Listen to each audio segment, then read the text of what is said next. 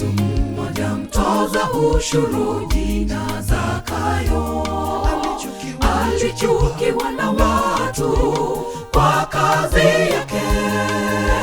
Akawaza moyoni mwake, nataka kumwona Yesu. Lakini shida kubwa, alikuwa mfupi. Lakini shida kubwa, alikuwa mfupi. Mtu mmoja mtoza ushuru jina Zakayo alichukiwa na watu kwa kazi yake. Akawaza moyoni mwake, nataka kumwona Yesu. Lakini shida kubwa, alikuwa mfupi. Lakini shida kubwa, alikuwa mfupi. Alipanda mkuyu ili amwone Yesu.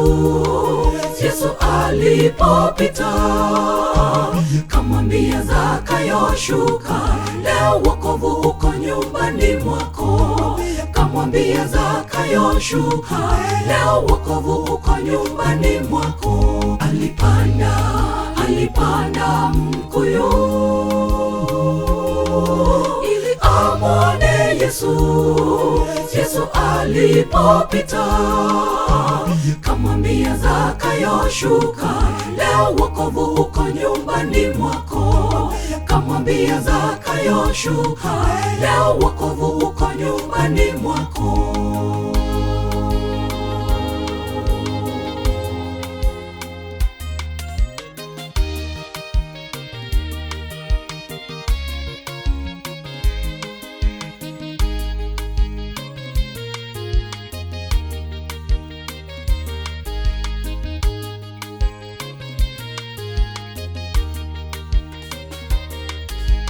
Aliposikia Yesu apita, akaondoka, akapanda juu ya mkuyu amwone Yesu. Punde Yesu akapita, kasema Zakayo, shuka, ni hakika imani yako ni ya ajabu. Ni hakika imani yako ni ya ajabu.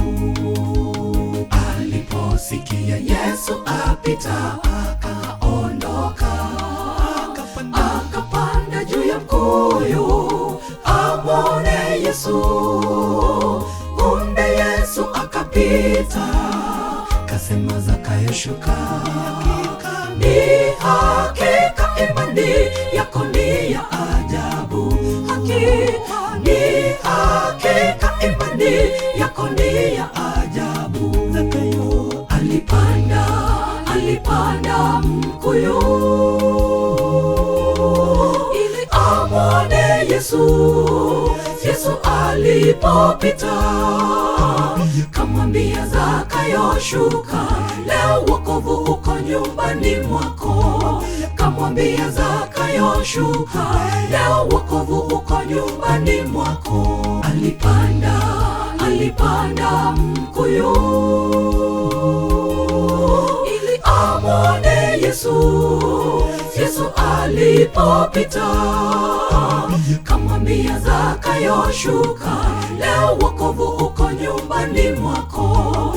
Kamwambia Zakayo, shuka, leo wokovu uko nyumbani mwako. Alipanda mkuyu ili amwone Yesu. Yesu alipopita, kamwambia Zakayo, shuka, leo wokovu uko nyumbani mwako. Kamwambia Zakayo, shuka, leo wokovu uko nyumbani mwako.